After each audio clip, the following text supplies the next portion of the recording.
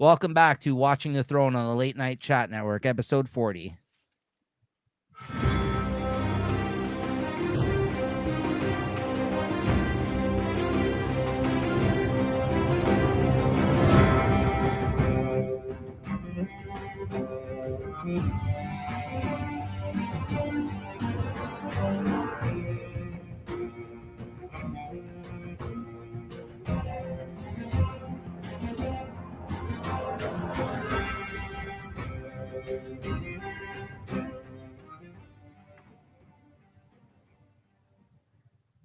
All right, welcome back, everybody.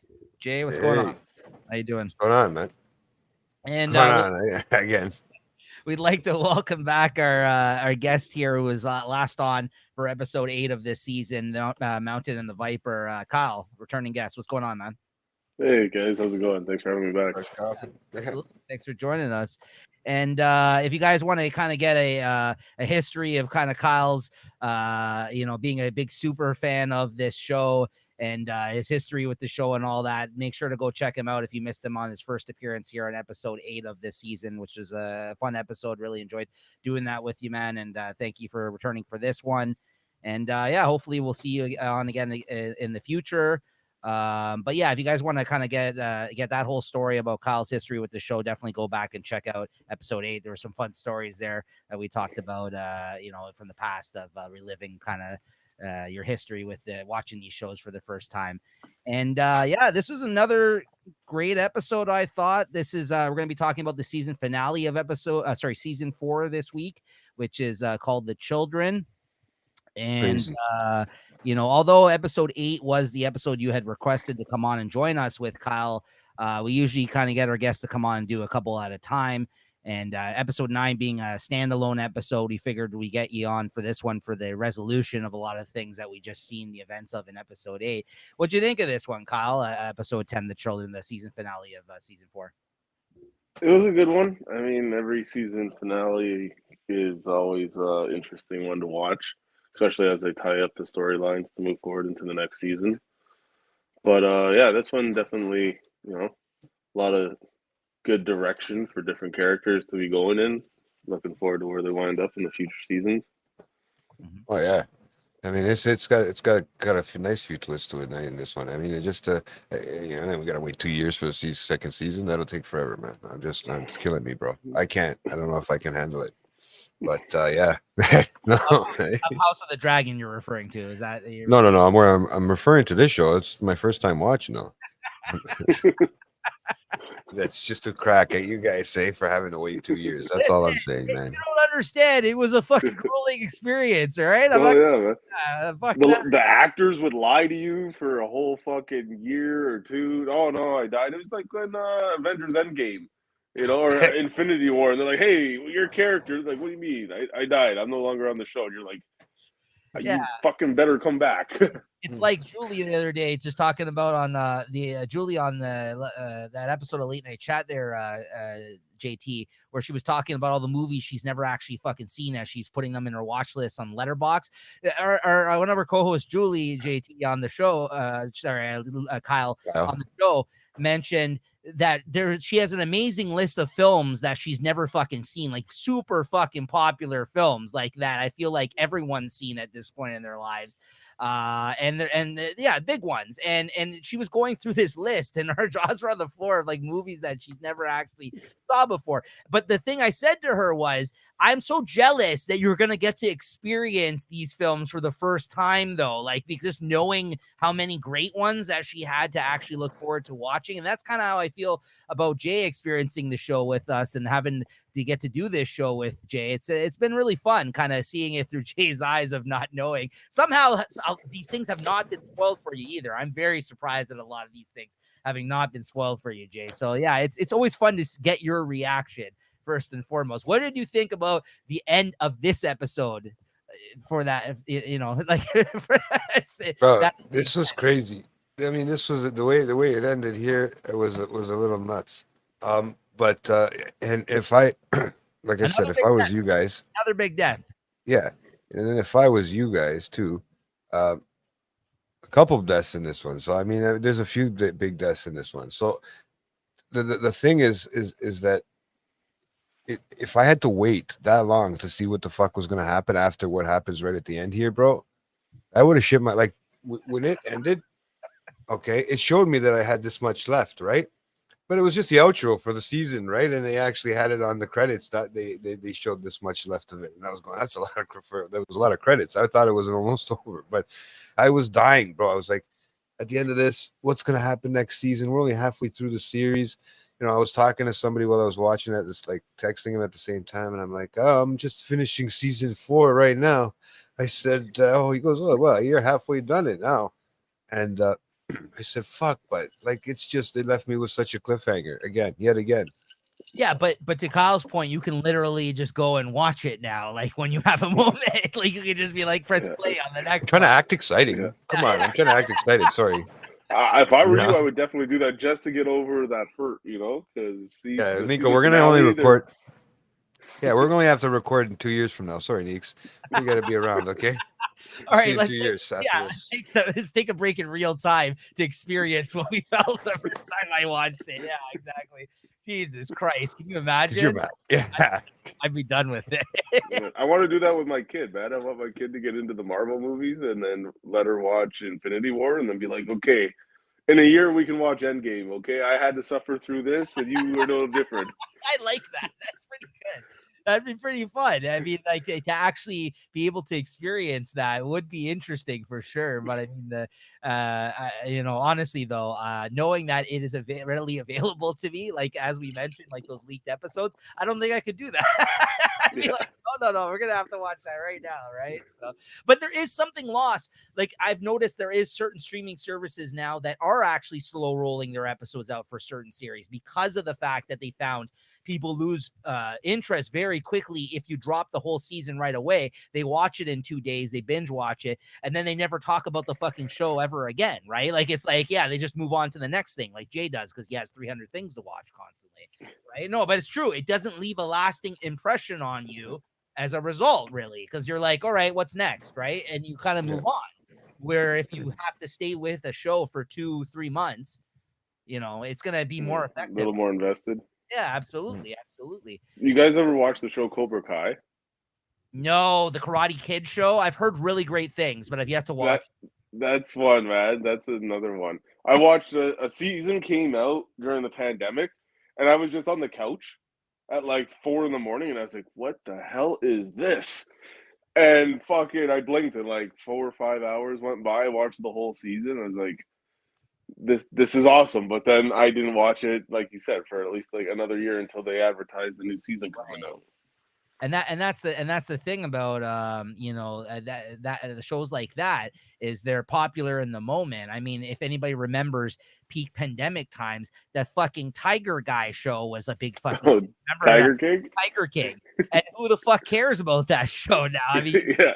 See a random photo of him in prison every now and then with his homies or whatever. Like I see something like that pop up, and you hear about Carol Baskins or her fucking name was. But I remember for whatever reason, because no one else had anything new to watch, that dropped during the start of the pandemic, and everyone was talking about it and watching. I'm like, would we really be fucking talking and watching this? Everyone, if we didn't have anything else at that time, Yeah. I actually never ended up watching it. I remember I had that experience with The Last Dance, which came out around that time too, which is awesome though. That was the Michael Jordan documentary that they fucking brought out. And again, that was just like I remember I used to go home from work every day during that time and just look forward to watching it whenever it would drop every week, right? Just because it was like something to look forward to. So yeah, no, for sure. So we've talked about that. We've talked about how great a show can be, like when you actually are looking forward to it like this much. And so this has been fun revisiting this show, and I'm glad you still kind of get that feeling, Kyle. It sounds like from rewatching it, like you said. I used to like you build a few episodes up, so by the time you get to the season finale, and then you're like, I'm gonna binge watch the whole 9 episodes before episode 10 will come out. Like I used to be like that, as soon as an episode would end, I'd put on another one from the previous week and see, try and connect the pieces that I missed. Right. And whatnot, because you get a lot more of the story when it flows, like just one episode after the other. Yeah, but well, that's fun looking forward to it every week. Well, that's the thing that's good about it with me. I mean, I could just watch it now and just flow right through it, like in a sense. I mean, yeah, right now it's even better, due to nothing else but reality TV on. But yeah, it's great to just sit there and watch these. Like I got to watch. I went back. I was able to go back, see a little bit of the episode 10 before we recorded for this one, right? So sorry, it's episode 8 before we recorded for this one. So it's kind of good that way, right? That I could, I just remember how the flow went because of the, the in between we had, right? Mhm. So yeah, it worked out really good. I mean, it's nice to just watch something. I like watching something straight through if I can, but when there's so much other stuff that's out there, it's sometimes it's hard, right? For sure. And I think I mentioned this to Jay prior to recording this the other day when I ended up watching this episode. I think this might be the longest episode to date in the actual series because this clocked in with the credits to Jay's point that he mentioned earlier at an hour and 5 minutes, which a lot of the other episodes we've been seeing up to this point have been 50 minutes, 55 minutes. This clocked in and actually an official hour, even by HBO standards. This kind of ran over a little bit of what that slot is usually allotted to, right? Of an hour. Yeah. And there's a lot in this episode. So I guess without further ado, we'll get into it. But yeah, a really good one. I thought it was really great as well. And yeah, big deaths in this one. Another surprising one. Both of them, really, I guess you could say. But yeah, let's get into it here. Yeah. Hold on. The season 8 has the longest episode. Season 8? Okay. Season 8, episode 3. But so far, I think this has been the longest episode like that we've seen. Out of you mean like up until season 4? Yeah, not all together. I know they get long in the second part because there's only 5 or 6 episodes or whatever, 7 episodes of the season. So season 8 has the longest episode. What, Yeah. an hour and what? I think it was an hour and 20. Okay. But yeah, so anyways, without further ado, let's get into the scenes here. The episode opens up with Jon Snow emerging from the outer gate of the wall, as we kind of left him at the end of last episode. Kyle actually didn't join us for that one. That was just me and Jay because it was kind of a standalone episode that we did. So we figured we'd have him back on for this one. So definitely, guys, if you did end up not checking that one out, go back and check that one out. But Kyle, once again, was on episode 8 with us, which was a great one. And he begins heading north through the aftermath of the previous night's battle towards Mance. It's Raider, right? Is it Raider or Ryder? Raider. Yeah, Raider's war camp. Jon is quickly surrounded by wildlings who bring him before Mance. Mance notes that he is wearing the black of the Night's Watch again and questions his status as a traitor. Jon confesses that his time spent with the wildlings was all part of a plan orchestrated by Qhorin, I think, to get Jon to infiltrate Mance's army, and that Qhorin tricked Mance into trusting Jon by allowing Jon to kill himself in a fight. Mance asks about Ygritte. Saddened, Jon reveals that she died at the battle for the wall, though not by his hands. Mance proposes that they drink a toast to her memory, and Jon agrees, but is hesitant when given an unfamiliar drink. Jon accepts after Mance assures him that if he'd wanted to kill him, poison would be the last of his methods. They drink to Ygritte. Mance then asks about the giant who got through the gate but never came out. And Jon informs Mance that the giant was killed attempting to breach the inner gate at the hands of his friend Grenn. Mance notes that the giant was named Mag the Mighty and he was king of the giants, which was a very interesting fucking note, I thought, of this episode, because you don't really learn too much about the giants up to this point. You just kind of seen them in that last episode, which maybe one episode before that too. I think you've seen them previously with the wildlings, but that was really fucking cool to learn. The last of a bloodline stretching back thousands of years before the first men entered Westeros. Jon mentions that Grenn was from afar. Because he's like, he was a king. He's like, this guy was from afar. You know? I did like that banter. Yeah. So Kyle, let's get what'd you think of this? Because this is kind of, you weren't with us on episode 9. So what are your thoughts on kind of this scene and the kind of the outcome of what happened in the last episode, which I guess was the second of the big episodes dedicated to a battle, which is not going to be the last, by the way. There's more to come, but the first one, I guess, was the Blackwater episode, which was a big battle, and now you get this one, right? So what'd you think of that? What'd you think of this kind of the opening of this episode with this scene? The battle in episode 9 was great. That was a great episode. I mean, it's only a few good, like really good battle ones. JT, look forward to watching Hardhome. That's another good episode. Harmful Nuts. No, it's called Hard Home. Hard Home.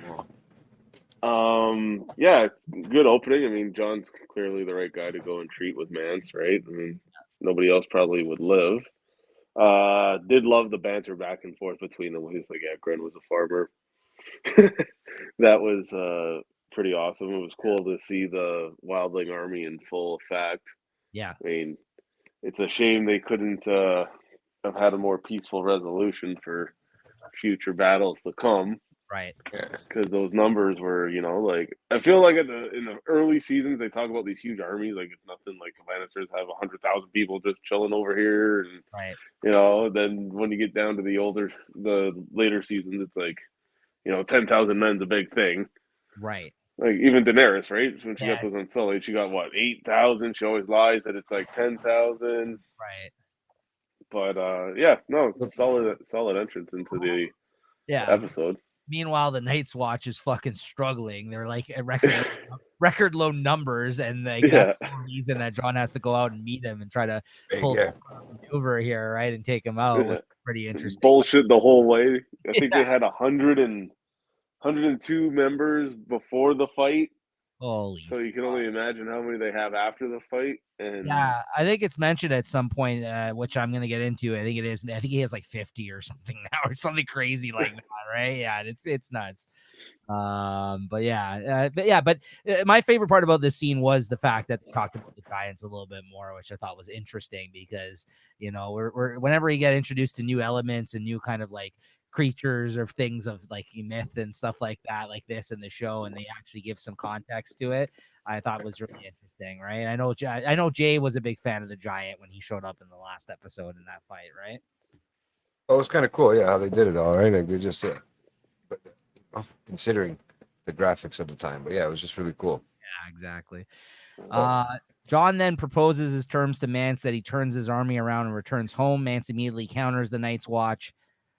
His offer, he mentions that they're low on oil, arrows, and men, and when he sent his full force against the wall, the Night's Watch threw everything they had at him to repel the attack.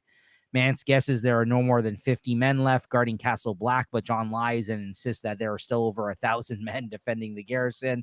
Well, however, Mance calls John's bluff and reveals that after seeing how few men were defending Castle Black, he sent 400 men about 5 miles west to climb an unmanned section of the wall, and they will attack Castle Black's weak southern side as soon as he gives the order. Mance mentions that he has no intention of conquering the land south of the wall, that the wildlings are moving south to seek refuge from the growing threat of the White Walkers. Mance then makes his counteroffer. If the Night's Watch will open the gates to the wildlings and allow them to pass through the wall, no more harm will come to them. However, if his terms are refused, his wildling army will slaughter every last member of the Night's Watch and move south by force. So yeah, Mance is showing improvement here. He's just like, yeah, no, and he's got the upper hand on him a little bit because he knows the Night's Watch because he used to be part of the Night's Watch. So he's kind of like, yeah, get out of here with your bullshit stories about 1,000 men. He's like, I got the drop on you right now. Like, say the word, I'll fucking send my men at you guys, right? Like he's like, surrender. Yeah, he just really wants passage through to get to the other side, right? So we talked about this in previous episodes, Jay, but I mean, these people are all fucking worried about thrones and fucking alliances or fucking like old beefs. But really, the task at hand, which is the big fucking deal, at least the way they play it up at this point in the show, is the fucking White Walkers. They should all be banding together, even though half the people don't believe in this shit. But like, it's pretty crazy, like that. There's something like that out there, and you guys are all, killing each other off with some bullshit about a throne and everything else, right? So it's kind of in the grand scheme of things, they're really looking at the short picture here. Divide and conquer, bro. Yeah. That's why I was like, Kyle, but you're talking about what happens later. Mance then notices that John is eyeing a cooking knife and quickly figures out that John met with him simply so he can assassinate him. He notes that at this moment, his personal guards are far enough across the room that John might actually be able to kill him before being cut down. But then John must have known he would die, assassinating Mance. Mance, shocked, questions John if this is what the Night's Watch has sunk to. John hesitates, but before anyone can make a move, war horns are heard from outside. His guards safely grab John during the distraction, and Mance demands to know if the Night's Watch is attacking them, but John admits that it's just as Mance said, the Night's Watch doesn't have remotely enough numbers to leave the safety of the wall and attack. This is a lot of people coming. Yeah. Yeah. It's revealed when we seen the banners of the House Baratheon of Dragonstone, led by Stannis Baratheon and Davos Seaworth. The wildlings are caught in their own camp, resting from the battle the night before. He certainly caught them with their pants down in this scene and only expecting attacks from the wall, so their eastern flank is completely undefended. Stannis' riders, who attack the wildling camp from both sides and take them down quickly, cutting the wildling forces down. Stannis and Davos ride up to Mance, who throws down his weapons and surrender, officially ending the wildling siege of Castle Black. He got to see some help from out of nowhere here from Stannis, right? I mean, I this. didn't even know where they were coming from. Well, they went who to it was. they went to the bank, I think, last, where they were trying to get them to. Remember, they went to the bank because of the whole thing with the Lannisters, right? I think they went there asking for, and then he rounded up the pirates and all that shit. Davos, I think that's where they were. Yeah. To this. He goes to the Bank of Bravos and it gets them to finance him because Joffrey's dead at this point, right?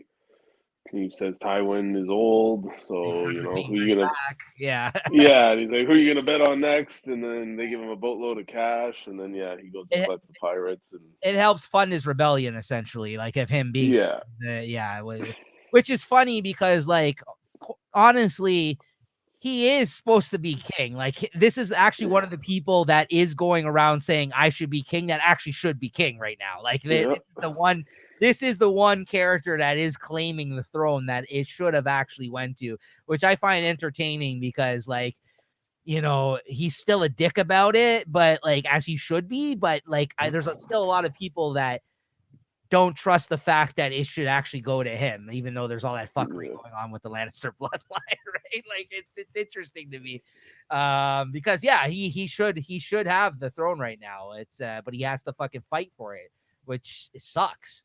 I really feel for him. I mean, Stannis is an asshole, but it kind of sucks that he got it taken out from under him like the way it did. It does. Yeah. Ned, the person that was supposed to be the moral fucking compass of the show, literally wrote something saying, yeah, here, you should be king, sends it out, and it never makes it to him in time. And, everything else happens after that, right? So, the rest is literally history. Yeah. Davos introduces Stannis as the true king of the Seven Kingdoms, but Mance points out that they are not currently in the Seven Kingdoms. Stannis demands that it is customary to kneel when surrendering to a king. Mance says that the free folk do not kneel. Davos, however, asks what a man of the Night's Watch is doing in the camp, and Jon explains that he came to treaty with the king beyond the wall. Jon says that he knows that Stannis is the true king, as his own father died supporting his claim, revealing himself as the bastard son of Eddard Stark.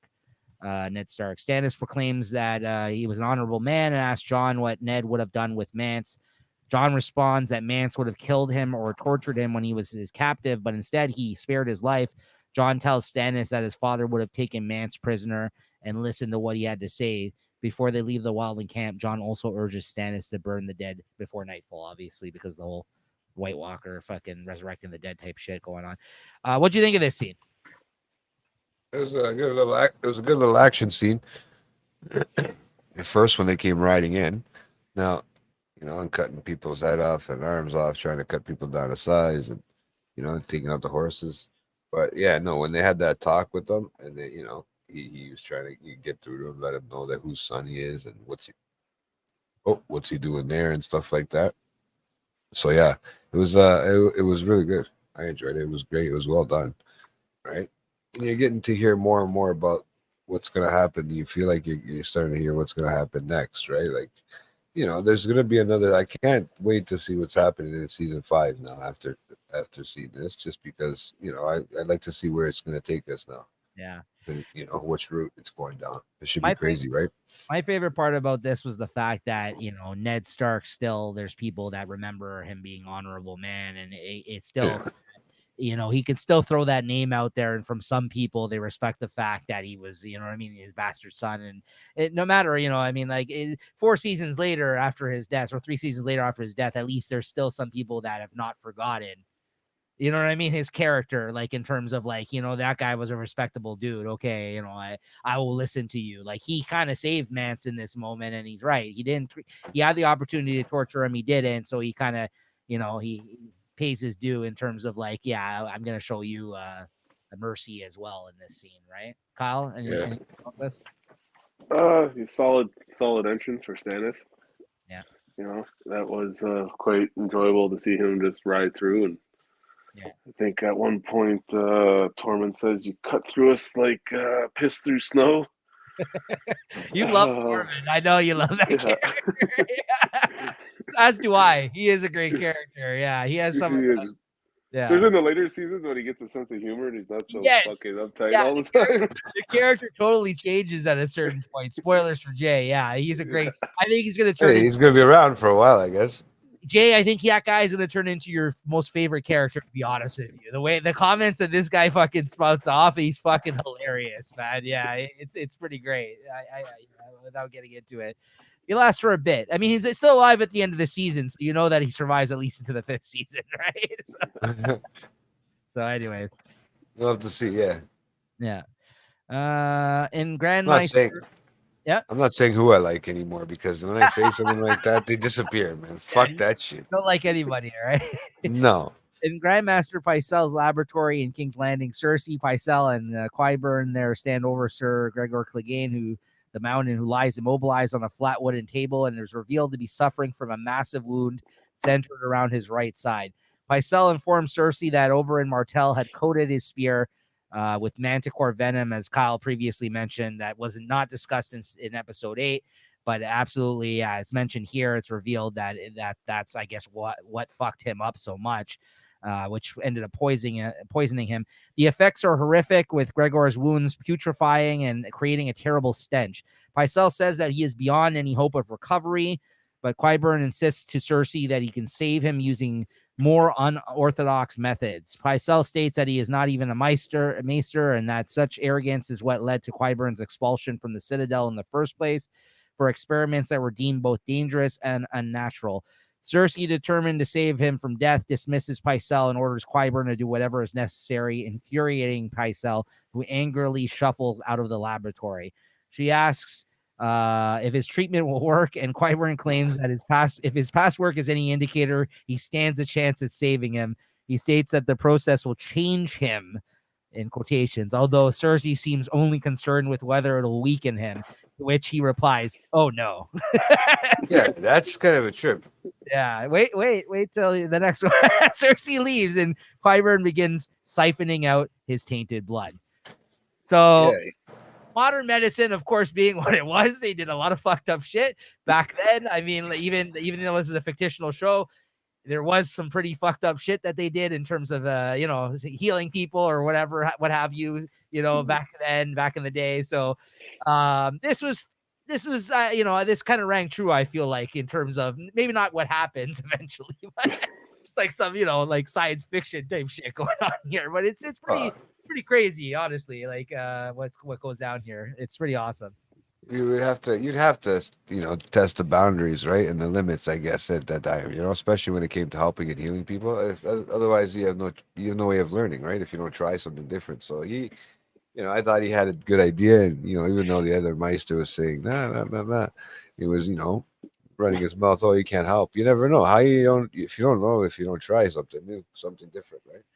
I mean, some people would argue that doing shit like that obviously is cruel and unusual shit. But cutting people's heads off and having sex with your sister that's not cool either. Sometimes, bro. Like sometimes for some people, right? So, like, come on, man. This show is not about being kind and proper. Right. It's about fun. And... You're learning. Like, come on, man. And then they're worried they're gonna protest. Oh, on Game of Thrones, you can look at it from the perspective testing on animals. I'm just saying you can look at it from the perspective of the fucking Jeffrey Dahmer thing, Jay, where he's fucking drilling holes and putting acid in people's heads or whatever the fuck that was, that chemical, and making them walking zombies, right? It's kind of it's not real though. Yeah, no, that was real. This is not real, but I'm just saying you can look at it from that sense. Yeah, I guess. Trying to figure some shit out, Listen, it's a trial and error, obviously, at this point in time in this show, right? So, But listen, that's why I was defending him. I was like, hey, listen, man, the guy says he can save him. Why not? Otherwise, this guy's dead, right? And she doesn't fucking care what happens to his well-being. She needs him as a brute fucking force, this guy.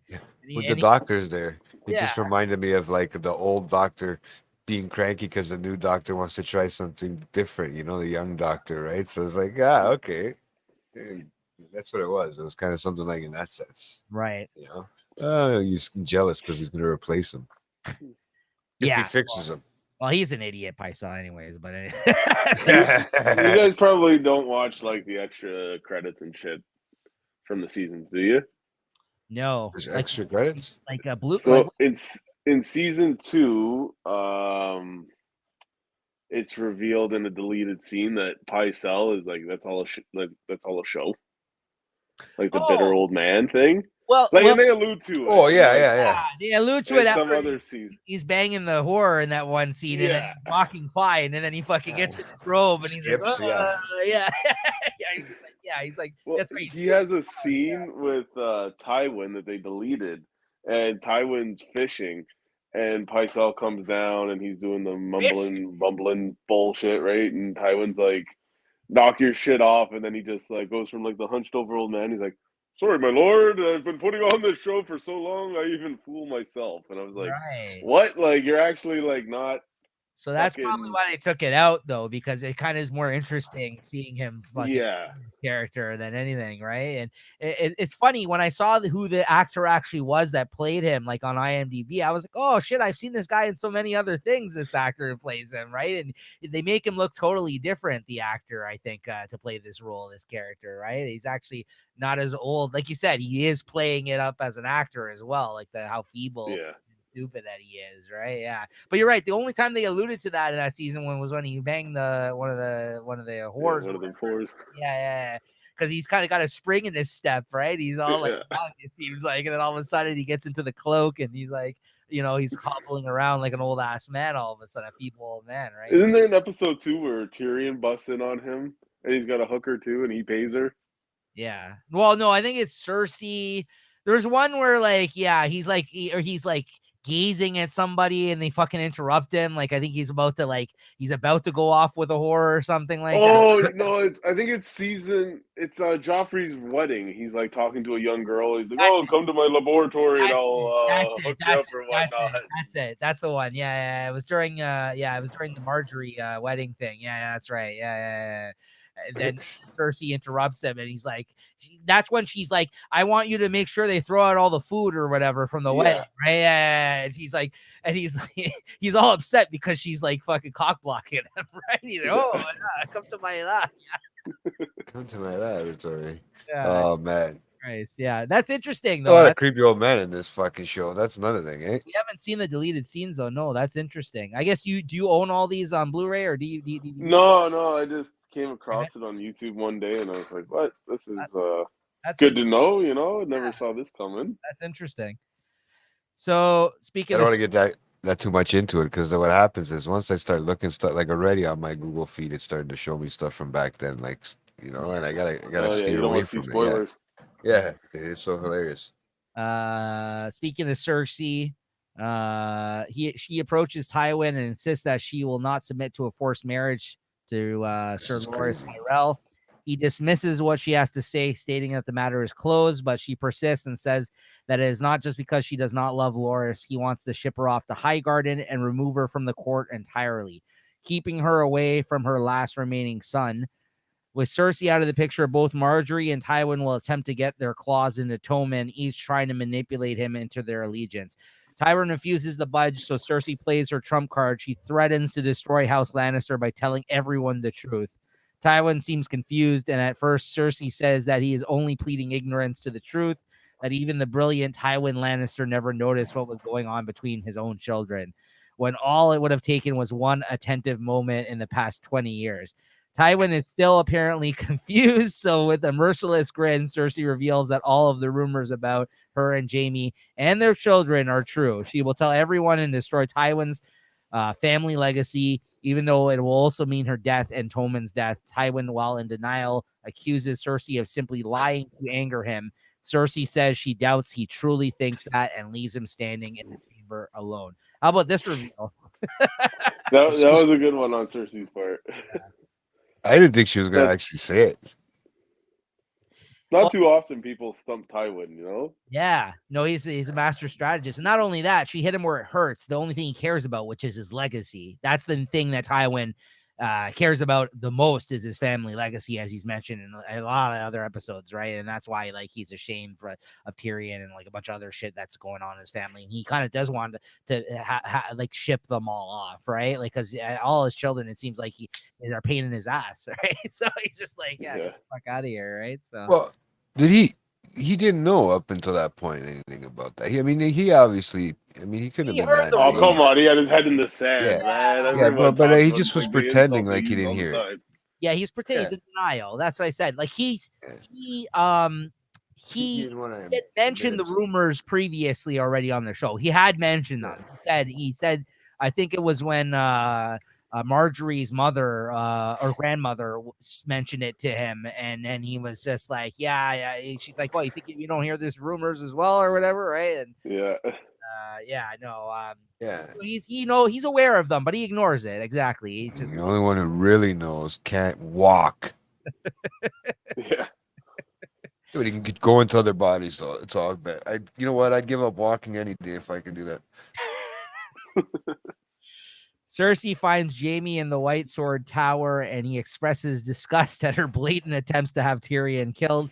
Cersei mentions that Tyrion killed their mother when she gave birth to him. Jaime is surprised that she still blames him for that, pointing out that he was an infant and had no control over what happened. He insists and the horror kicks in. He insists that Tyrion is her family, whether she chooses to accept it or not. She says that he is not her family, and they all have a choice, and that she chooses Jaime. She then reveals that she has spilled their secret to Tywin. He is stunned and concerned by her actions, asking how Tywin reacted to this news, but she states that she does not want to discuss their father. So she begins to seduce him, saying she chooses her brother over everyone else in the world, no longer concerned with whatever anyone else knows about their secret. And he gives in to her advances, kissing her and throwing her on the table where they begin to have sex. So, Jay, what'd you think about that? This bitch, bro. You know what? That's like, how many of them out there? I've had this done to me, too. I've made bad choices because whoa. I got a Woody, okay? All right? Not because I'm kissing a sister, because I don't have one, thank God. But, but what I'm saying is, honestly, dude, I've done the same thing. I felt for Jaime at that moment. I was like, dude, I can't give in. Like, okay, yeah. If I'm just pretending, okay, it's somebody that like a girlfriend or something that gets me, right?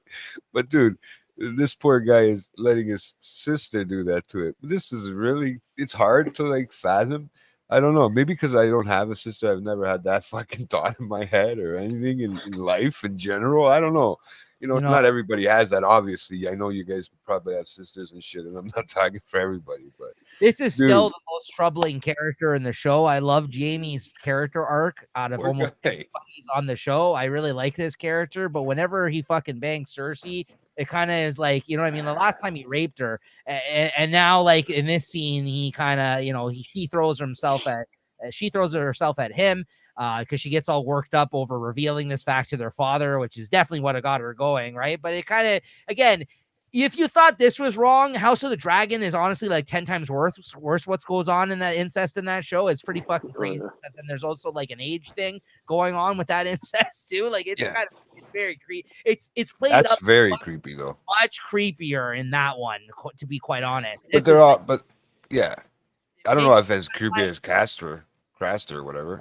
Well, Craster's Keep was another story, but you didn't actually see him hanging anybody. They just told you what was going on. That was yeah. But this is, they're all fucked up, believe me. But it's just like, this is fucking. I like this character. I hate Cersei. I like Jaime, and this is fucked up whenever this happens on the show. It's. But is it a power dynamic between, like a power struggle between the two of them? Is that why they do this to each other? Like, okay, because I'm trying to figure out what.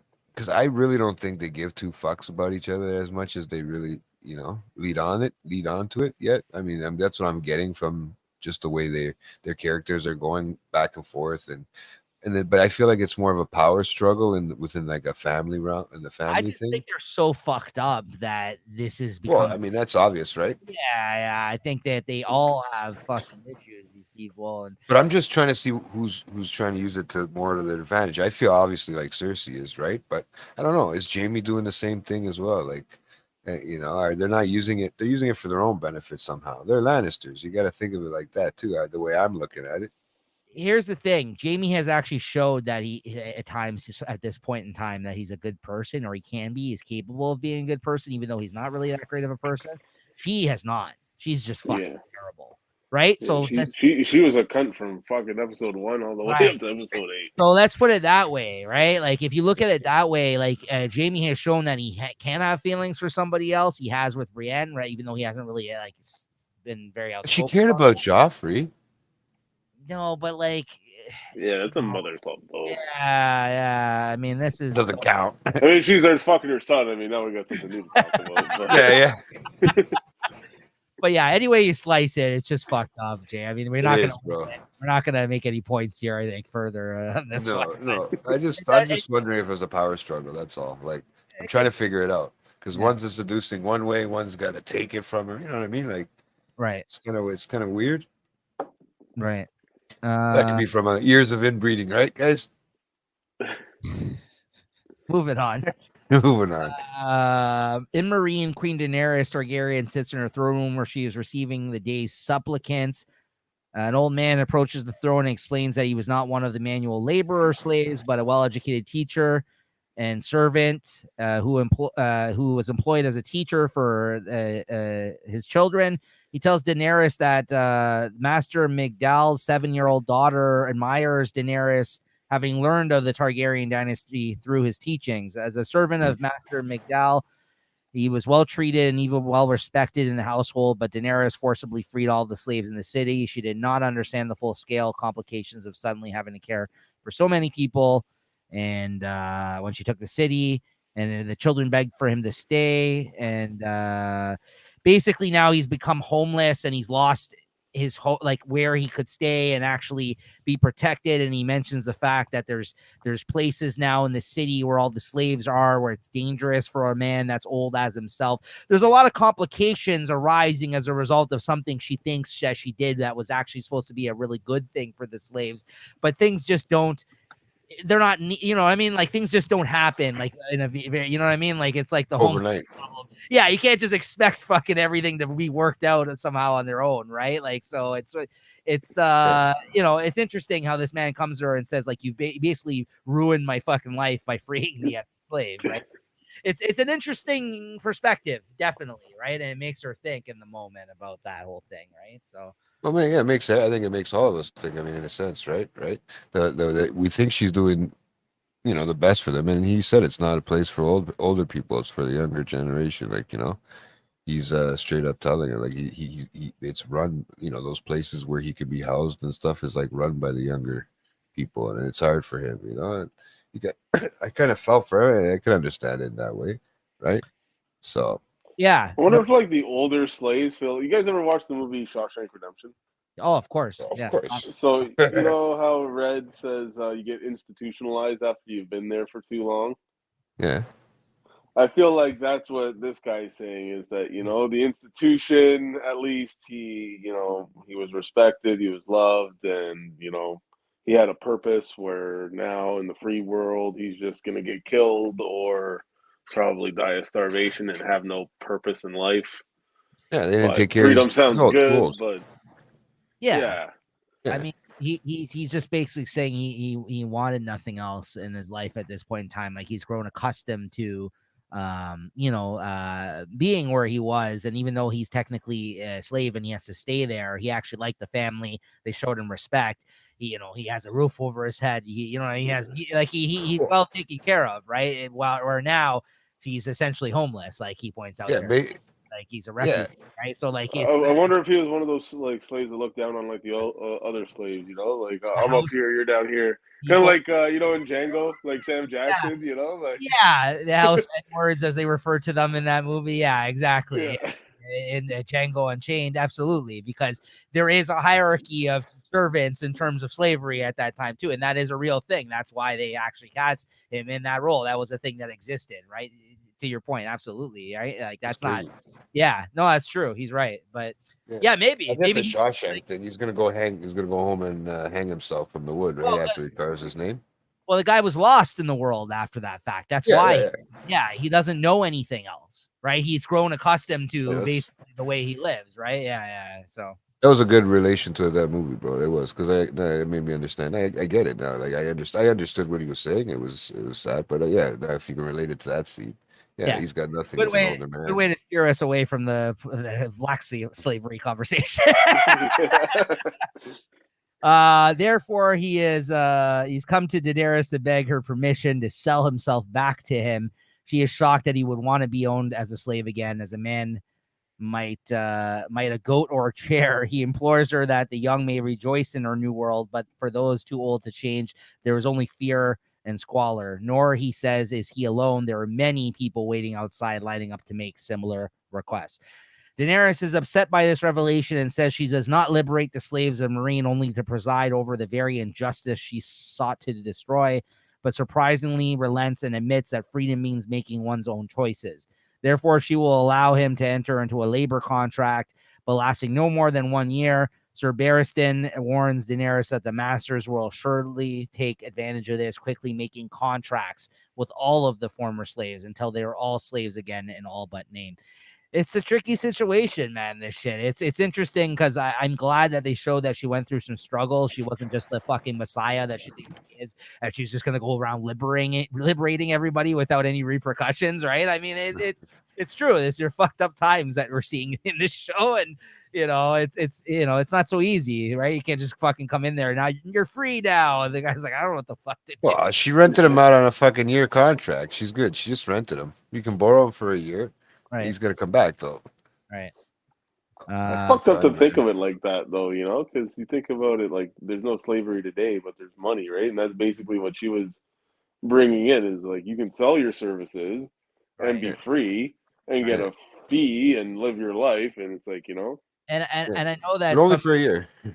and of course, because everyone's sensitive about everything nowadays. I'm sure people have criticized, obviously, the way this has been depicted in this show nowadays, because the fact that a white woman is going around liberating all the slaves in this show, right? This blonde woman, right? I'm sure. Well, they made it a woman, so at least it's not so bad. That's the thing, right? Like, so it's not too bad. Thank you. Shout out to Christine. Brought me a beer. That was nice of her. Yeah. I shot her the message here. Anyways, let's see here. The next supplicant that enters and basically tells her about his goat herd, and he's carrying a bundle in his arms. No, he's a goat herder, and we think this is a repeat of the last fucking scene that we got, where he was like, "Yeah, your dragons fucking killed my goats, eat them," and instead it's literally his kid that he has bones in his which was really fucked up, this scene. His daughter, no? Yeah. He basically says that she finds out in this scene that it reveals the charred bones of a human child. Daenerys's largest dragon, the black one, Drogon, has roasted the man's 3-year-old daughter, Zala, until this is all that was left of her. Horrified, Daenerys meets with Missandei and Grey Worm in private to discuss how to deal with this. And Grey Worm reports that Drogon was last seen flying over the Black Cliffs 3 days ago, but he can no longer be found. Realizing that she can no longer control her dragons, Daenerys tells them to head with her to the catacombs under the city. Later, she leads her remaining 2 dragons, Rhaegal and Viserion, into the catacombs, where they are distracted by sheep carcasses. As they are feeding, she personally locks huge iron collars around their necks, which are secured by heavy chains. She weeps as she does so. She leaves and closes the huge stone door to the catacombs behind her as her dragons grow distressed and pathetically call after her when they attempt to follow and realize they are chained in place. Sad moment for the dragons. Well, I mean, House of Dragons, they were either in the catacomb thing, or I don't know if they were actually chained up. And then released at one point, right? Like I know watching House of Dragons, they were like that. So I was wondering when she was gonna realize that maybe she can't control them 100%. They're still wild fucking creatures, you know. So I I'd mean, like to know where the next one is. it's not like she had any experience with dragons, though, being a Targaryen at this point in her life, because they were all but gone up to this point, right? So, like, I think it's, you're right. They definitely have a way better handle from what we've seen, anyways. I mean, they're fucking flying around on them. She does in this too. Never mind, but Yeah. I They mean, also wear saddles in Game of the or House of the Dragon, where Right. she's not. Yeah. Like they're riding them like horses, man. Giant horses. Yeah. But Yeah. in House of the Dragon, they also had those guys that stayed in the dragon den to take care of them. that's They spoke Valerian to them, and these you are know, like knew how wild to. dragons, right? She's just basically on the moving from city to city with these. You're right. Like these dragons probably aren't very happy with their fucking what's going on. Not to lead to spoilers, but in House of the Dragon season 2, I hear there's like 3 wild dragons.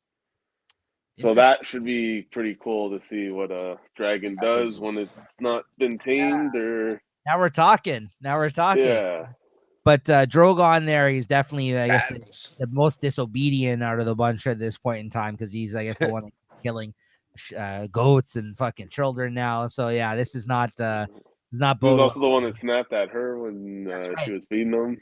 That's right. So yeah, dragons, guys, very interesting stuff going on there. We'll see more of that as the show moves on. Don't raise them at home.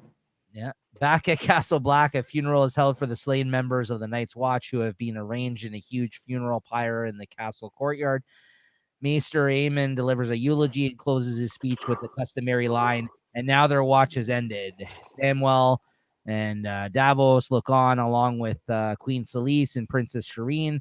Jon looks across the flames and catches the gaze of Melisandre, who is standing on the opposite side of the pyre, and she seems intrigued, clearly making Jon uneasy in this scene.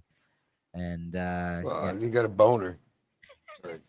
That's the only thing I thought of when he was so the way the look that he had on his face, bro. Come on. I know. Yeah, she's pretty hot right now. Yeah, I mean, bro, and he isn't a redhead. Seriously. Yeah, exactly. We've already figured that out. Very he likes hot. gingers or redheads, whatever. Afterwards, Jon enters the chamber of the castle where Tormund is being held. He asks why blind old Master Aemon patched up his arrow wounds, and Jon says that he's sworn to heal all wounded men, friend or foe. He asks if Jon really loved Ygritte, telling Jon that Ygritte truly loved him. He asks him if she's ever ever said that, how he knew, and she said no, it's because he knew, because all she ever talked about was killing him. Saddened, Tormund tells Jon that Ygritte's final resting place should be in the real north. Jon then takes Ygritte's corpse to the north side of the wall and builds a funeral pyre for her near a sacred heart tree. He looks at his lover one last time and lights her pyre and weeps as he turns his back and heads home. Not a big fan of Ygritte. She's dead, bro. It's all good. I'm not a big fan of her, personally. I'm not saddened by this. Yeah, me neither. I was like, that story could end. Bitch shot him in the back with 3 arrows, okay? That's not love. I don't know what kind of toxic relationship that was. No. He loses his virginity and she shoots him 3 times in the fucking back. Yeah. No. I don't know if the pussy was that good. Oh, that's too fucking funny. Is the pussy that good? Yeah. Sorry. Far to the north, Bran Stark and I'm not a bleeding poet, Jay, as he said. Whereas Sam asked him how it was, the sex. I'm not a bloody poet. I don't know. For the north, far to the north, Bran Stark and the Reed children continue their journey to find the 3-eyed raven. Jojen Reed has grown sick and is barely able to stand, collapsing into the snow. Mira begs Jojen to gather what little strength he has to continue. Bran calls out to them, revealing that they have found the massive heart tree that Bran has seen in his visions. As they approach the tree, it says here it's called Wights, Wights. I don't know if that's how you say it. Wights, reanimated corpse, undead. I guess like the White Walkers, the ones that they reanimate, burst up from the snow, grabbing Jojen's ankles and attempting to drag him under the ice. Mira attempts to defend Jojen from them, but they begin to swarm over Hodor, who is too scared to fight back. Bran wargs into his mind and begins fighting them off with the aid of his direwolf Summer. But they're overwhelmed. Just as all seems lost, they suddenly burst into fireballs around Bran, and he hears a young girl's voice calling to him from a cave. Then Jojen's repeatedly stabbed before Mira can fight them off. And a mysterious girl calls to Mira and says that Jojen is lost and she must leave him if she wants to live. And basically, yeah, he wargs into Hodor and he's fighting them off. That's crazy. Make their way back to the cave where this girl is. And when they get there, Bran asks who she is. She replies that the first men called us the children, but we were born long before them. Bran realizes that she's one of the last surviving members of the Children of the Forest, the original non-human inhabitants of Westeros, who carved the faces into weirwood trees and taught the first men to worship the old gods thousands of years ago.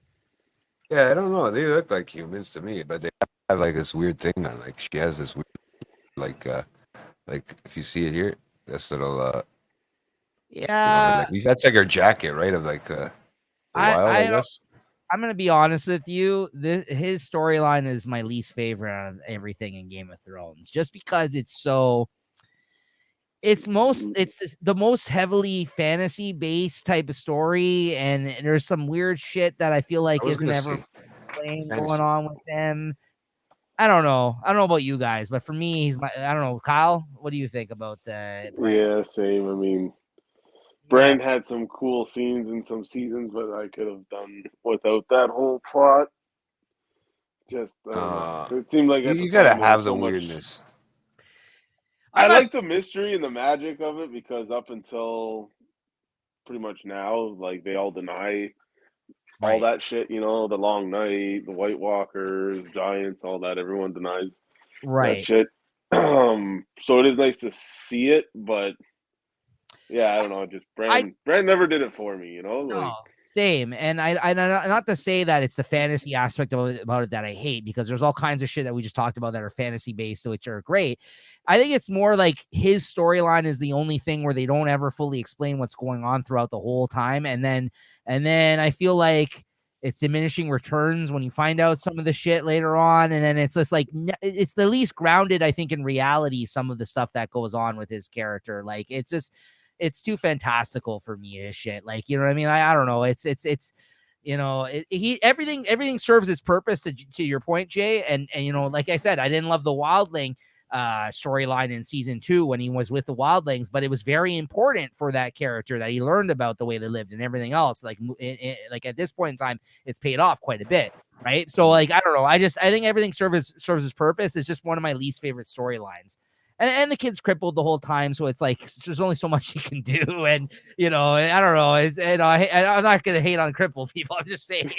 But dude, I mean, I told you, if I could just keep going into things, why would I care if I couldn't walk around? Like, really, at the end of the day, I mean, whatever. That's like even a cooler thing. Like, I actually probably like the fantasy aspect of this. You know, I'm not a big fantasy guy, like when it comes to certain things, but. Right. I think that aspect of this, I just want to see where it's going, and I hope it doesn't not. I hope it goes somewhere and doesn't not. It just fizzles away in the background of everything else. But we'll have to see, right? It doesn't fizzle away. I'll just I'll just say, like I said, it's one of my least favorite storylines. But you can't love them all. So. Yeah. The child leads them deeper into the cave, and other children of the forest peek out around the corners. Finally, they arrive at a large central chamber.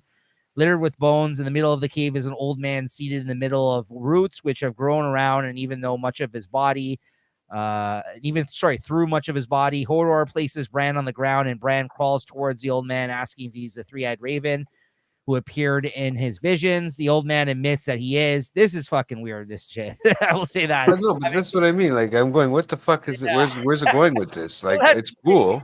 Fucking weird. I don't know. There's another weird storyline for one of the other characters, which hasn't showed itself this season yet, but I'll leave it at that. But his true form before them now, Mira is upset that her brother died to reach him, but the three-eyed raven says that Jojen, who possessed the green sight as Bran does, always knew that he would die helping him arrive here, but that he came nonetheless. And that he informs that he's been watching all of them throughout their entire lives with 1,000 eyes and one. He continues by stating that Jojen died so that Bran could come here and regain what he has lost. He asks if that means if he will be able to use his legs again, and he replies that Bran will never walk again, but you will fly. There you go, Jay. Some hope. There you go, bro. He's gonna be able to get on an airplane.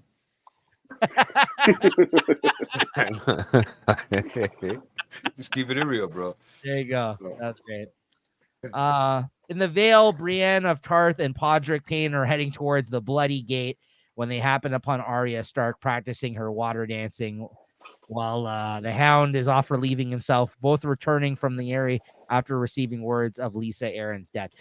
I love this fucking scene, by the way. This, honestly, for me, this fight, I'm going to put it out there right now, is better than the whole last episode of The Wall, quite frankly, in my opinion. This is a great fucking fight. This fight in this episode. This is probably because it's just not so like the only reason why I think maybe from the last episode is what you're saying, the Wall one, right? I don't know. Yeah. Maybe just because it's just these two going at it. Maybe that's why. I don't know. So, yeah, I love. I mean, I'm jumping ahead, but I love the fucking moment where it just becomes a bare knuckle boxing match. Yeah. Fucking sick, and she fucking throws down with him, and she fucking beats the shit out of him. That's what's badass, man. I like. She's a great character, but like time and time again, you know, she's being put to the test as well, right? I mean, like you got to give her credit where credit's due. She fucking killed it in this scene. It's pretty awesome, man. She fucking whoops his ass. I'm surprised. I thought she would have gotten killed by the Hound, right? It was pretty sick. You know what? It was a really good. Two people I like too. Right. Well, I didn't know who to cheer for. Yeah. Brienne and Arya talk for a moment, both showing respect for one another as they are both women who have fought against what is to be expected of them their entire lives. They are interrupted by the return of the Hound, who is immediately recognized by Podrick, causing Brienne to shit. that the girl is Arya. She tells her of her secret vow to protect her mother, although she failed to do so because she was sent by her mother to return Jaime Lannister. The Hound immediately accuses Brienne of working for the Lannisters, noticing her Valyrian steel sword, Oathkeeper, which she admits was given to her by Jaime. This goes tits up real fast here, too. This could have been could have went a complete other way once again, where she could have been actually, you know, with under someone's watch and kind of protected by someone who actually had her well-being in mind. But again, the sword, the Lannister connection, the fact that her mother's dead, it did not bode well for Brienne when she said all that. It was hard. Yeah, it was hard to sell it, you know? It went a whole other fucking way is what I'm saying, though. But it was just like she was not prepared to meet her like unsuspectedly like that all of a sudden, right? So it shows. I love the fucking Hound, man. His scenes are just so fucking awesome when he's just blunt. Yeah, I love the Hound as well. Yeah, he's a great character. The Hound immediately accuses Brienne of working for the Lannisters. Like I said, she sees a sword. Brienne implores Arya to come with her to safety, causing the Hound to mock Brienne, pointing out that there is no safety for her anymore. Her aunt Lisa Aaron in the area, whom Brienne and Podrick are seeking out, is dead, as are her father, mother, and older brother, while the Stark armies are scattered and Winterfell is in a smoking ruin. The dude's got a point. They draw swords and begin fighting, both eventually disarming each other and resorting to brutally fighting each other in hand-to-hand combat. This basically just explains what happens in the fight, so I'm not going to read this, but it's a fucking sick-ass fight. Honestly, I love it. And I said, a great fight to start, man. These two with them scrapping it out. Fuck. He gets fucked up. Arya goes and hides in between like the rocks. Brienne and Podrick lose her. And then she goes to speak with him afterwards, after they fuck off, as he's sitting there dying, basically. You know, he says, he tells her that unless there's a maester miraculously on hand to tend to his wounds, he's finished. Tells her to kill him and scratch another name off her list, but she just sits and stares at him silently. He tries to convince her into killing him as he angrily begins recounting running down the butcher's boy and how he should have raped Sansa in King's Landing. Instead, you know, he basically begs for her to kill him and put him out of his misery, but she refuses, takes his money, and leaves him there to die as she walks away. Well, what do you think, Kyle? Like that was crazy too, because he was like trying to get her to get angry at him just so she could finish the job. Like, you know, like please, like he knows he's done, right? Yeah. But, well, you know, I mean, they have a history too, right? She pretty much hated his guts in season 1. Yeah. he was a pretty despicable character back then too, and yeah, now I don't know. I feel They've like grown on each other, right? yeah, I feel like she's grown, but she doesn't want to help, but she definitely doesn't mind twisting the knife a little bit. But No, but because yeah, I think he went off like that too, made her decision to walk away be a little easier. So Jay, yeah, I think it was easy. Well, not easier, but I think it was more pleasure for her to know that you're gonna suffer and die instead of me just ending it for you, especially after what you just said. yeah, Or not. I agree with I Kyle. don't know. I agree with Kyle on that. But and don't forget, like he was there to experience the two people that she's killed so far at this point in the show, right? Like they had a weird relationship where I feel like they didn't really like each other, but they also got to learn each other, like kind of like understand where each other are coming from in a way. And he did open up to her just prior to this about the whole thing about his face being burned from the mountain, right? Like so yeah, why he's scared of fire, essentially, not the burning. But what the whole thing about him being scared of fire and everything else, right? He opened up about, which is the first time you ever seen him actually be real with someone, I feel like, really up to this point, right? So Yeah. yeah, Actually, no, he was pretty real with Sansa back in season 2 when he said, "I could take you out of here." That's true. Yeah, that is a good But I point. feel like He's he's always always been been deep looking down. for a redemption, because working for the Lannisters and Joffrey Complicated and character. babysitting. My favorite type of characters, the anti-heroes. Those are my favorite. Those are my favorite, honestly. They are the best. Jay, question for you. Do you think he died? Yes or no? Well, the way Kyle went like this when I said that, I don't know.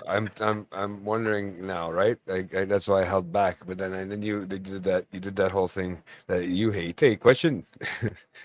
But yeah, no, I don't know, bro, because you don't see him, right? I thought about it after they walk away, so I thought about it. I said, you're not gonna see him, and I mean, he's a pretty big guy. I'm pretty sure he can manage on like trying to walk on the way he is. Like if he really tried, like I don't know, man. Somebody's got to come across him. I'll give you this, know? not to allude to anything, because I won't tell you the answer one way or the other. But I will say you're right in the sense that you didn't see him die. So that's one thing that gives you hope that maybe he would have survived this, but who knows? He is dying of a fucking really bad wounds right here, right? So he maybe not, right? I mean, it's not poison, but it can get infected, that kind of shit, I'm thinking logically, but yeah, but you're right. In a show, though, if you don't see someone die, there's always a chance, right? That is the number one rule about that. If you don't actually witness the death on screen, there's always a chance. So that's why especially a fantasy, right? yeah, that's why I asked you, do you think he died or not? Because like, look at his fucking brother. I hope not. We thought he was dead. Yeah. So there you go. We still don't know if he's dead yet, man. We don't know what Buddy's doing to him, replacing his arm and leg with cyborg technology. I don't know what's going on. Let's get into the last bit here. In the middle of the night, Tyrion is awoken in his cell by the sound of his cell door being opened by Jaime, who reveals that he has arranged an escape plan for him with the assistant of Varys, who comes to his rescue here after fucking him over during the trial, or at least protecting his own ass, I guess. Let's say he kind of threw him under the bus in that situation. But he secured a galley in the harbor in which Tyrion can sneak out of the city and flee into the free cities. He leads Tyrion to a stairway leading up to the locked door, instructing Tyrion to knock on it twice, and then twice more to summon Varys, who will lead him to the ship. Before they part ways, Tyrion and Jaime say their goodbyes, unsure if either of them will ever see each other again, which is a sad moment for sure, because obviously these guys got love for one another. Tyrion alone stares at the door, ultimately decides to use the secret passages of the Red Keep to infiltrate the Tower of the Hand. He enters the Hand of the King's quarters and sees a woman lying in Tywin's bed with Tywin's clothes folded up on a chair. As he draws closer, he sees that the woman is Shae, who thinks I couldn't believe that. I know. This still hurts. Rewatching this scene, I was like, I felt so bad for him in this moment. Like, this is brutal, because not only did she revert back to her being a whore,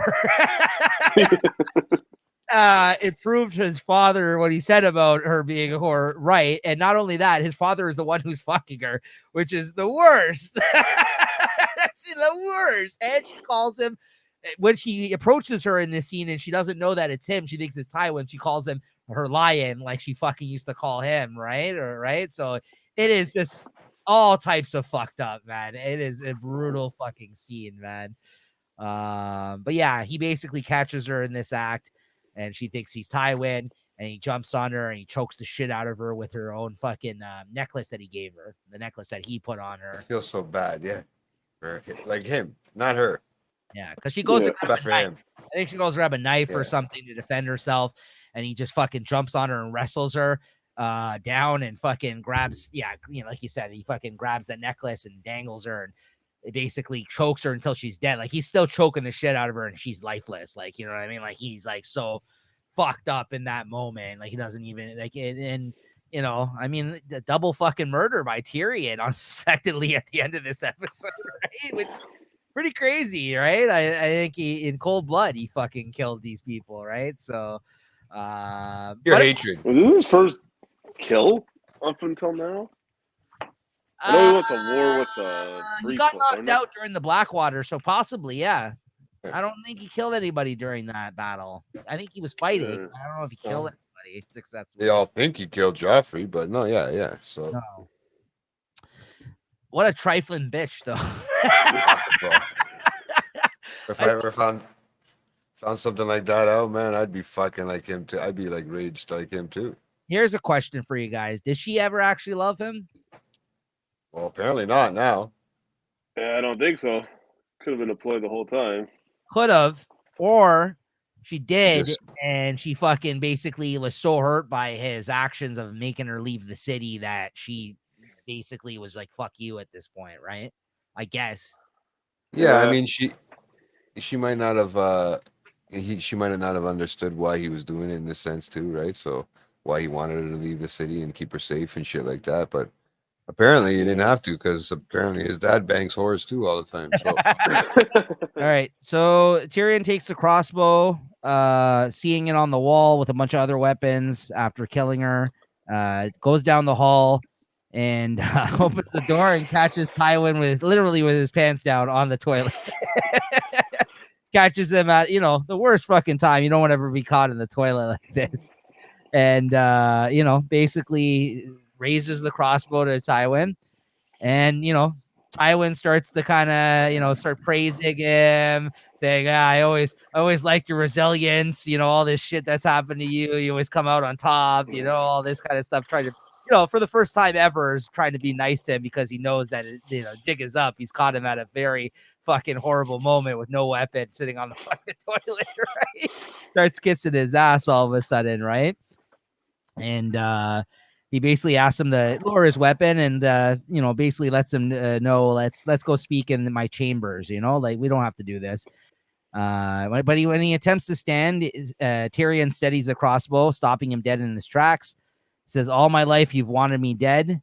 Tywin acknowledges the validity of his claim. He attempts to defuse the situation by telling me he admires his son will to survive, despite any attempts to kill him, and insists that he was never going to have Tyrion actually killed. Tyrion admits that he just murdered Shae with his bare hands, but Tywin says that it doesn't matter. She was nothing more than a whore. Tyrion is angered by Tywin saying this and raises the crossbow, threatening that if his father says the word whore one more time, he will kill him. Tywin says that Tyrion won't kill his own father, and again tries to convince him otherwise, and that they should continue to discuss the matter in his chambers. Tyrion says he cannot go back to his chambers because Shae's body is still there. Tywin dares Tyrion by calling his bluff and mocking him by saying, because you're afraid of a dead whore, and he shoots him with the crossbow. Yeah. Which I remember the first time seeing this scene, I fucking yelled out and I was so happy for Tyrion fucking taking his dad down in this moment. I know it's fucked up to kill your own father, but he was such an asshole to Tyrion and the rest of them. He really did them all a favor by doing this, in my opinion, right? By taking this on himself. but what's gonna happen to him now, man? That's what I'm nervous about. Tyrion is shocked that Tywin is shocked that Tyrion actually had the courage to fight back against him, and that he will die in such an undignified way at the hands of his hated dwarf son. As Tyrion reloads the crossbow, Tywin angrily declares that Tyrion is no son of his, and he says, I am your son. And I have always been your son, and fires a second bolt into Tywin's heart, killing him.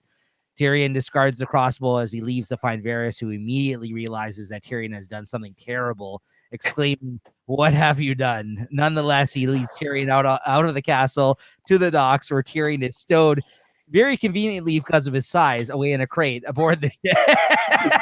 Dude, I had to go back because I was writing still about the shitter, like about the scene where he killed his dad. So I had to rewind a second, right? Because it was going. Where'd he go? He's in the fucking And I'm box. like, yeah, where'd he go? And I see, yeah, getting into a box. I said, really? Come on. That's not a bad way to hide him, though, but still. The best hiding spots. What do you mean? Varys begins walking back towards the Red Keep, but stops when he hears the bells begin to toll, signaling the discovery of Tywin's body. Realizing that returning to the castle is likely unsafe, Varys turns around and heads back for the ship, sitting next to Tyrion's crate in silence as they cast off for Essos. So, unlikely team up once again with Varys and Tyrion here, quite honestly. I love Varys. He's a really great character, in my opinion. So, what do you guys think of this? This one of the final scenes here. Yeah, what'd you say? He seems to be everywhere, no, Varys? I mean, it's a spider for a reason. He had to turn his back on King's Landing here, though, right? Like, he's been trying to work his way up this whole time, and now he's forced to fucking leave because he went in with Tyrion. But he did say did he get on the ship too? What? Did Varys get on the ship too? Yeah.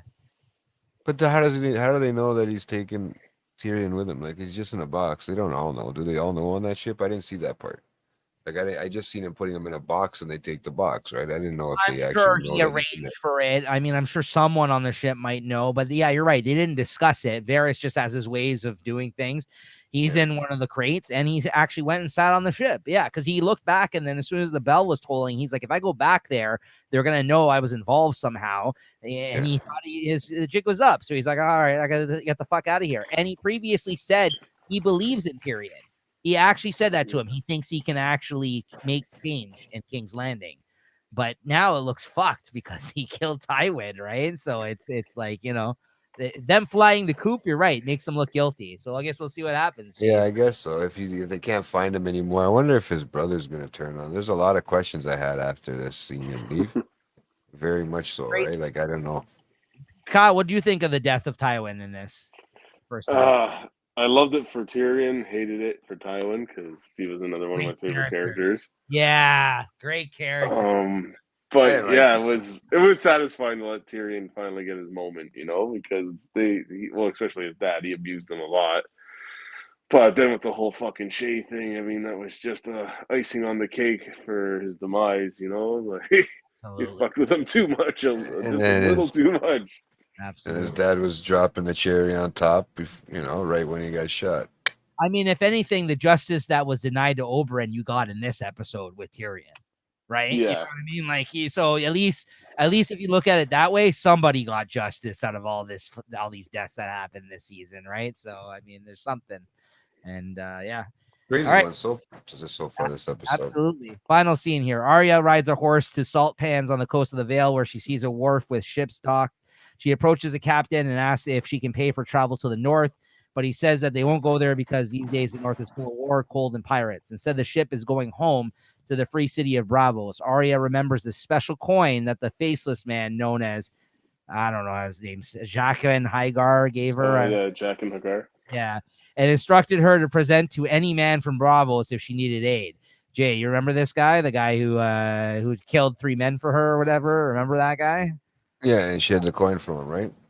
She does so now, and the captain is utterly surprised at how she obtained it, but she says only Valar Margolis as Jaqen instructed, which the captain gives the traditional response, Valar Dohaeris. He warmly welcomes her aboard the ship and insists that she will have her own cabin. As the ship casts off, Arya stands aboard the ship and watches as the shore of Westeros shrinks further and further away, looking forward across the narrow sea in the direction of the free cities and Braavos. A lot of people headed to Braavos apparently now at the end of this season. Hey, it looks like we're gonna be. What's going on over there?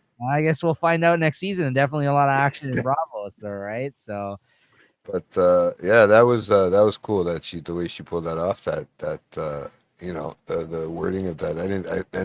But you know what? It sucks because now, like you said, if you guys have to wait fucking so long, I don't know how you're gonna do it. I can go out to right now and watch the rest of it. the whole next season, like the next Kyle's gonna go episode. off right now and go to sleep because we've been keeping them all light recording. Yeah, it gets tired after a certain time. No, listen, I feel him. So we will wrap this up. But once again, Kyle, I want to thank you for joining us on these episodes. This was a lot of fun here discussing these ones in season 4 with you. Come back if you enjoyed yourself. Please, come back and join us again on a future episode, Kyle, and let us know. And this was a hell of a lot of fun. It was a great episode, and I can't wait to rewatch more of this. It's been really good, Kyle. You're welcome to join us anytime, man. Yeah, Gotta thanks, play the guys. game. It's been fun. Play the game and record it. We'll play We're the gonna game record and all watch a 4 couple hours of episodes. it. We should do that. Eh? Record all 4 hours of us playing the I game. will shut up about the fucking Game of Thrones risk. Jesus Christ. Okay, guys. So I think we do have a couple. I think we do have a couple other guests. I think joining us in season 5 at some point. I forgot which episode. I think Leslie is going to be coming on from Late Night Chat Network, one of our other co-hosts. Maybe like I said, Kyle again will make an appearance. You'll have to let me know, Kyle, what episodes, if any, you're interested in, and Still looking to see if I can get Angelo on there too, bro. I'm really. Angelo, I think Christina might join us again at some point. So we've had happy to have some other people on again once again as well. So stay tuned for that, guys. And as I mentioned, Kyle hopefully again as well. And season 5, episode 1 is called "The Wars to Come," and you can catch that next week, guys. Here on the Late Night Chat Network, as always. Kyle, thank you once again. Awesome, man. Thanks, guys. Thanks, bro. Man. All right, later, guys. See ya.